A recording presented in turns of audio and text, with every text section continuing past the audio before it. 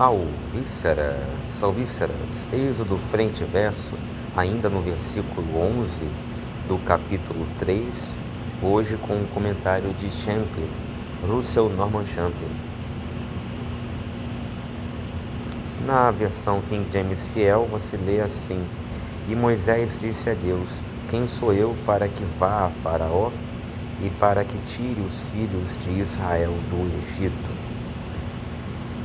Champlin vai comentar assim: Moisés recebe instruções divinas, do versículo 11 até o versículo 22. E no caso aqui, a instrução e o treinamento, vai dizer Champlin, vieram antes do serviço. Quanto mais instrução e treinamento recebermos, melhor haveremos de servir. O primeiro obstáculo que tinha de ser vencido eram aqueles do próprio Moisés. Em seguida, seria mister convencer aos hebreus da viabilidade do plano. E, finalmente, o faraó teria de ser forçado a concordar.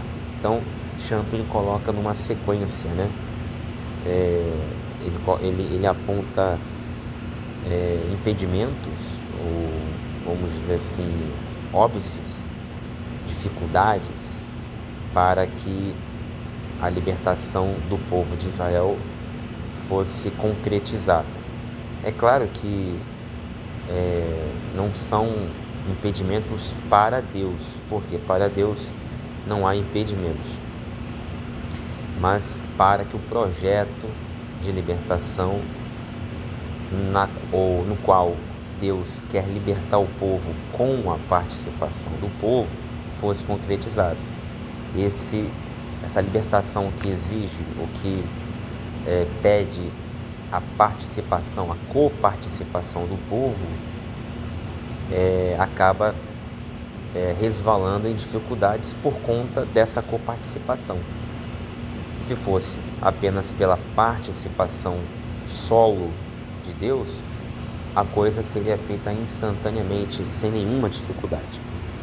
Mas então o Champlin, eu dizia, ele elenca aqui algumas dificuldades. Ele primeiramente coloca o próprio Moisés como sendo um foco de dificuldades a serem vencidas.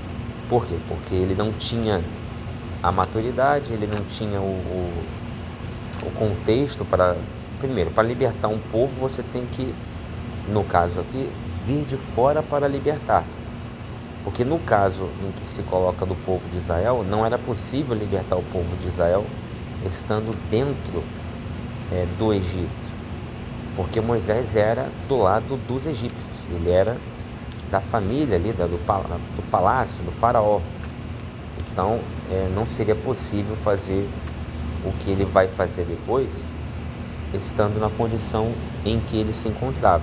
Ele precisou então mudar, ele precisou então sair de onde estava, ir para o exílio, ter todo o seu status mudado, deixou de ser um nobre. Aí do exílio ele vem para libertar, ele volta, ele regressa como um novo Moisés para libertar o povo. E outra dificuldade também intrínseca a Moisés era a sua pouca instrução. Mas ele era filho adotivo da princesa, ele era um dos mais instruídos. Sim, sob esta ótica, ele era realmente um dos mais capacitados em termos de educação, e também por isto Deus o escolheu. Também por isto Deus o escolheu, pela sua formação, pela sua capacidade, pela sua formação militar, sua educação distinta. Mas eu estou falando do ponto de vista da instrução espiritual. Moisés não era o profeta que ele vai se tornar. Ele não é ainda o profeta no qual ele se tornou, melhor dizendo. Não é o Moisés do qual nós lembramos da abertura do Mar Morto, dos milagres e tal. Ele ainda é aquele Moisés muito distante ainda de Deus, né? Enfim, dos planos de Deus. Então, essa instrução precisava ser passada a Moisés e dentro de um contexto adequado. Então, isso também está começando a ser feito aqui agora. Essa parte de instrução espiritual inicia-se aqui agora com o próprio Deus conversando com Moisés, aqui na sarça ardente. E também um treinamento.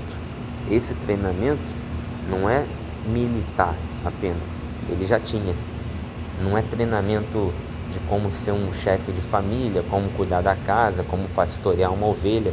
Isso ele também já tinha, e ainda mais em Midian, onde ficou 40 anos como pastor de ovelhas. O treinamento aqui é um treinamento também espiritual. É um treinamento de liderança. É um treinamento de vida com Deus. Ou seja, é uma espiritualidade que vai agora aguçar e de maneira distinta crescer com essa convivência com Deus, que vai ser agora a coisa bastante comum da vida de Moisés a partir de agora. Então, e o segundo obstáculo, esse foi o primeiro, o próprio Moisés. O segundo obstáculo seriam os próprios hebreus, que Moisés, uma vez enviado, ele seria enviado a quem primeiramente? Ao povo hebreu. Depois, com o povo hebreu já seguindo Moisés, confiando em Moisés, aí ele iria a Faraó. Aí seria o terceiro obstáculo. Então, o segundo obstáculo, que é quando a gente vai ver agora a partir do próximo capítulo, quando Moisés vai chegar para se dirigir ao seu povo, né? Ao povo israelita, esse também é um obstáculo, né? Uma questão especial, porque se o povo não estiver preparado, não adianta enviar o profeta, não adianta enviar o libertador. E talvez por isso Moisés não tenha ido antes. Talvez por isso Deus não tenha libertado o povo antes, enviado o libertador antes. Porque, por conta disso, porque se Deus envia o profeta super, ultra, mega capacitado, mas envia a um povo que não quer ouvir, a um povo que não está preparado. E quando eu digo preparado, é também no sentido de estar assim suficientemente quebrantado, sofrido, digamos assim, depreciado, a ponto de se humilhar e olhar para o alto, olhar para Deus, esperar em Deus, clamar por um libertador. Às vezes é preciso que haja esse sofrimento, haja essa dificuldade, no caso aqui foi uma escravidão que vinha se agravando ano após ano, para que o povo se humilhe, mais um povo soberbo, como era o povo de dura serviço, tantas vezes chamado assim, né, de dura serviço, como era o povo israelita. Então, às vezes é preciso que isso aconteça, para que o ser humano, individualmente e coletivamente, dobre sua serviço e receba os planos de Deus, a vontade do Senhor. Então, aqui também era chegada a hora, também por isto, porque o povo já estava, digamos assim, no ponto certo para receber o libertador estava no ponto certo para ser enviado, e o faraó, este ainda não. Faraó não está ainda quebrantado. Este vai ser o obstáculo mais difícil, talvez, porque nós veremos mais à frente que com muita dificuldade o faraó vai acabar cedendo e permitindo que o povo de Israel saia do Egito. Depois de 10 sofridas pragas, né, históricas pragas, é claro que na minha opinião e na opinião de 99% dos estudantes, dos teólogos, dos professores acadêmicos realmente sérios, que estudam de maneira científica o texto da Bíblia Sagrada, não houve praga alguma.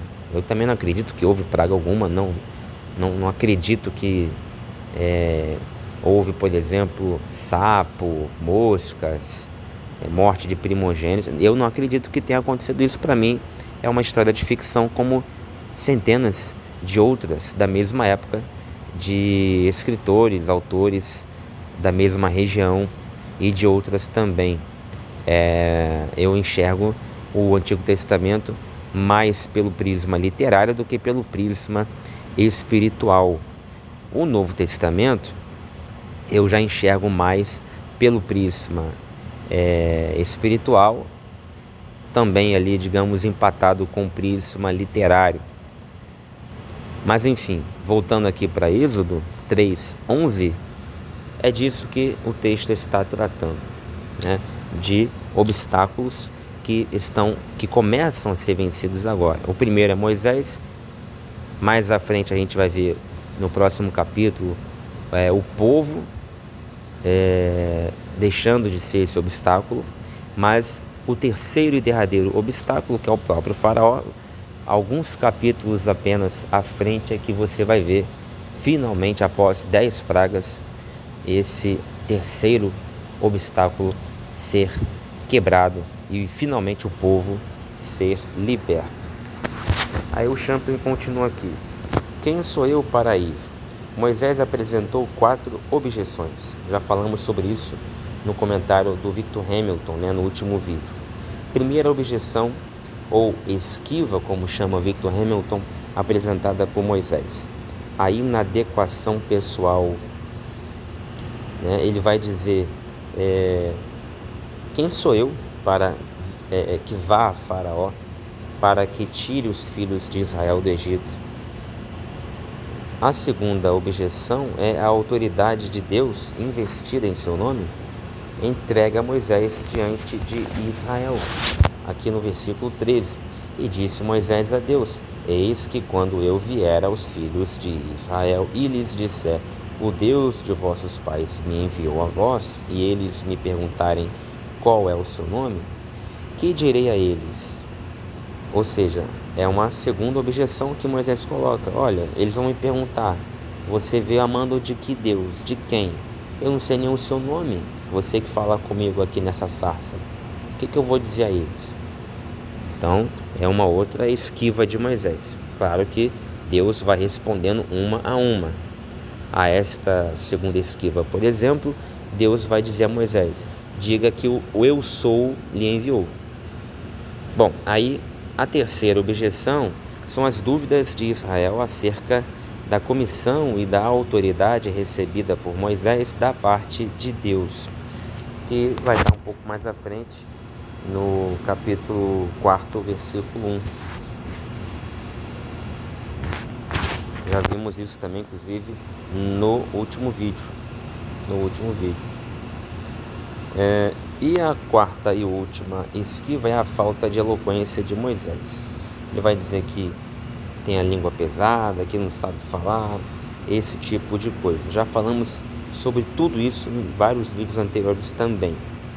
Moisés iniciou suas queixas falando sobre suas próprias inadequações. O augusto faraó nem lhe daria ouvidos.